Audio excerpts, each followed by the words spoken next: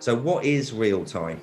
So effectively, in short, it's using first and third party data, social media and content. So first party is your data. You know, as a brand owner, that's your data. It's what you own. It's a powerful source, a very powerful source to create effective and relevant content. I think you're going to hear the word relevance quite a lot in what we're depicting here.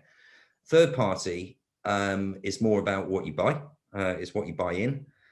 It's a little bit more generic. One could question that it's not as powerful as what you own or as first party data. But Martin, why don't you elaborate on this a little bit? Yeah, so the big difference, or what I've seen in my kind of previous experience, is where brands and agencies have worked really well in the past is using third party data. So that's data from external sources, that's from credit card companies, from the big social media platforms, and using some social content.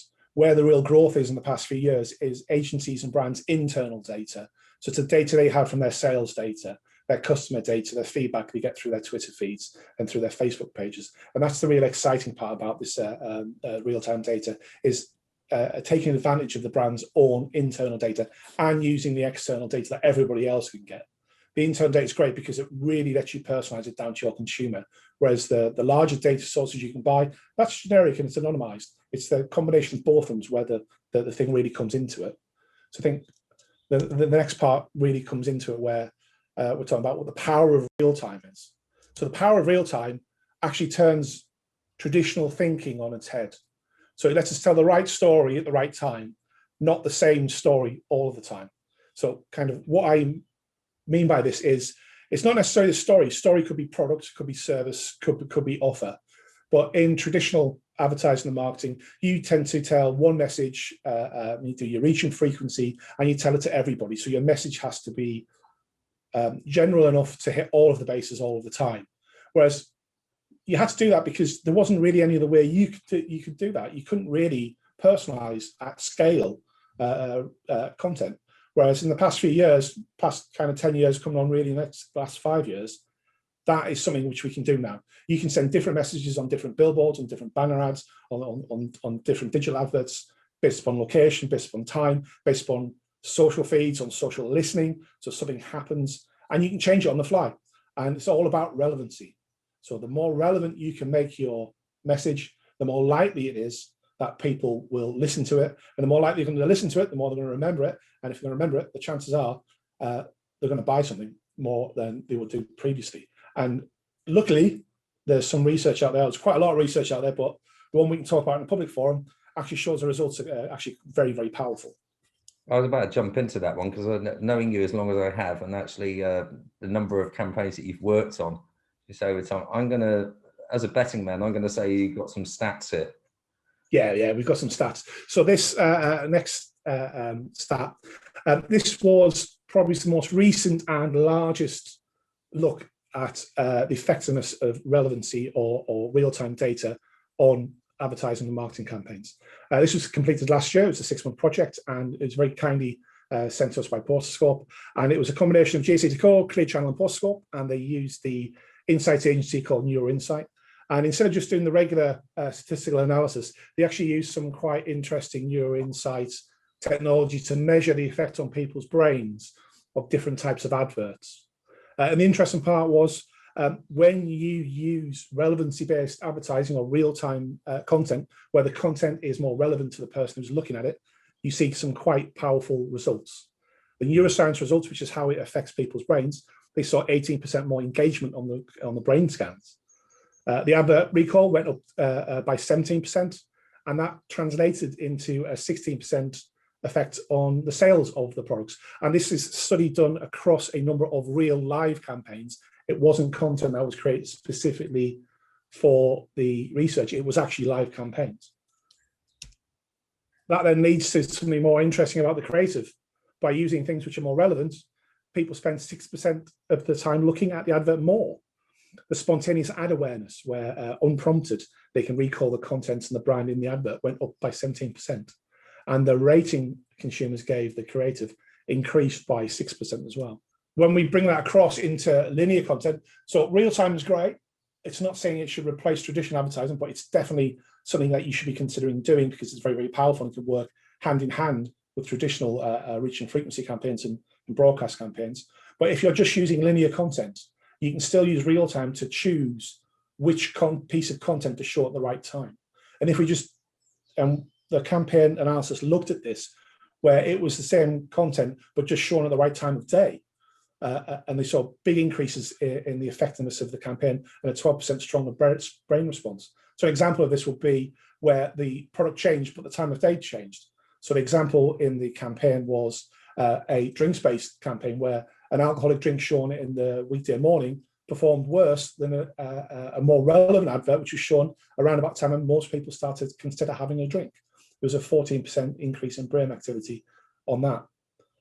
A separate campaign which used 2 different products and changed the product to be more relevant, used food products, where if you chose a product on the weekend, which wasn't as relevant for people to eat on the weekend, so maybe sandwiches or snacks that they would have on their lunchtime, but showed a product that they would buy or consume on a weekend, the relevancy went up by 10%. So you can see just from kind of the report itself is really, really comprehensive, and just picking out the headlines here.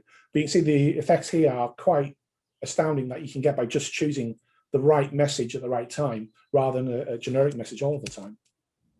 I've always been fascinated with this because I always think it's so fast paced. But, you know, I think there's so much we can't talk about, given the forum we're in.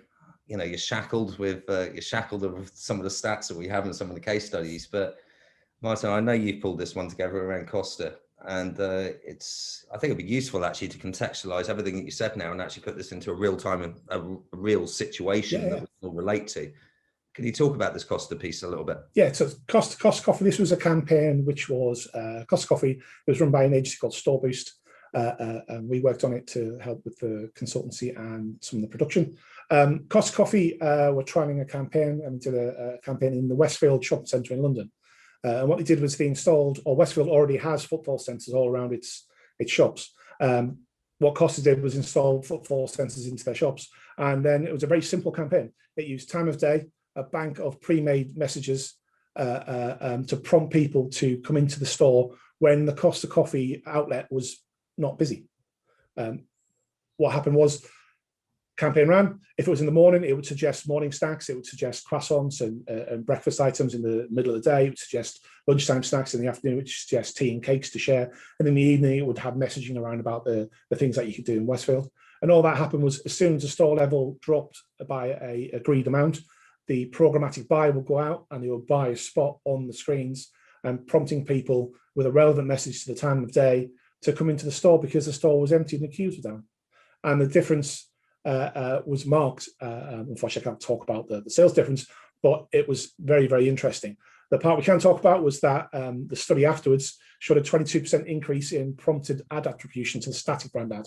So it's just a static versus a static. So the campaign ran, there was the dynamic advert and there was a static advert, and the dynamic advert performed markedly better than the non-relevant advert did. So we can pretty much confirm that if you got the data and it's used in the right way, this is really powerful. And we've got quite an eclectic mix in terms of individuals who are on this call today.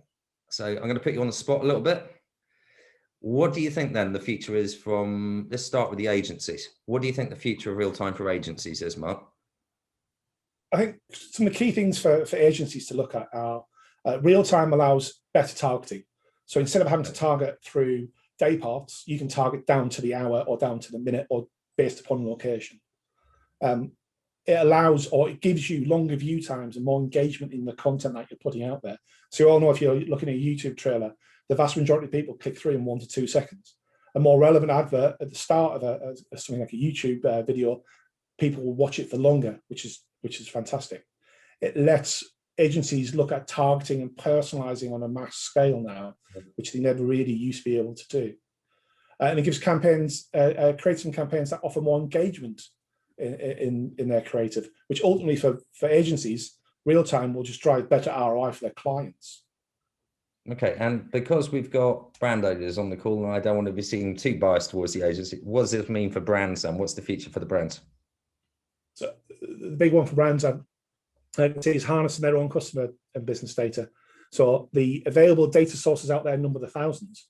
but the most powerful ones are the ones that the brands own themselves. So too often in the campaigns I've worked on in the past, brands have this amazing store of data, but it's not available to the Marcom and the advertising agencies. This data is locked away in internal processes. The best brands are bringing this data to the forefront to let the agencies and their marketing teams use their own personalized data. This lets them do interesting things like faster response to real-time conditions. So a competitor comes out with a product, something's trending on Twitter, something's trending on the high street, or fashion items all over the news. The real-time aspect of campaigns is not instantaneous, but near instantaneous updates to digital creative, so they can get the message out there far, far faster than they used to be able to. And this leads to interesting ideas where brands can start looking at combined marketing spend rather than for individual brands, where they can take advantage of bigger group buys, but then show the most relevant brand in their portfolio or the most relevant product in their portfolio at the right time of day to the right audience that's in front of it. So you get much more, well, essentially, it makes their media spend work far, far harder. So the big thing for brands is your average media spend, you can still spend the same amount of money, but it can give you much better returns than did in the past. So this is where it comes down to for both brands and agencies, is telling the right story at the right time and not the same story all the time. So the key to take away is think about relevancy. Real time lets you be more relevant to your consumer or your client or your customer. It's all about that. How can you be more relevant in their eyes? Because gone are the days where generic messaging wins the day. The new generations coming up want everything about them, and real time lets you target them on an individual basis. There's clearly a need. I mean, there's clearly as a vision, there's some fantastic stats to back it up. So this is the best slide here, so like summarize that then, the future, if you can take all of that data and just summarize it. Well, the summary is adverts that people want to see. That's the summary in the future. Real time gives us content, gives us messaging where it takes it away from the big brand message, which is still important. You still need to do your broadcast, and you still need to do your reach and frequency, but it gives a much more one-to-one connection with consumers. It makes them feel special about the brand, or it shows them what the brand means to them in a much more powerful way than a generic message would do. Yeah, and we're so busy in life, all of us, in terms of whatever you do, whether you work in this industry, whether you work in a different industry, we're all so busy in life, so like, I guess also what's the lasting question really, Martin, at the end of all of this? Exactly. Well, the lasting question is, why aren't you using real time? The stats show the increases, you just should be using it. The data's out there, the platforms are available to use, and the expertise is out there. The big question is, why aren't you using real time in your data? I mean, your businesses are real time. Why isn't your advertising? I'm sure that's going to put some different thoughts into different people's heads, definitely, and I'm sure some challenging thoughts. I'm sure some difference of opinions. I mean, that really is our little intro. But thank you for giving us a little bit of time.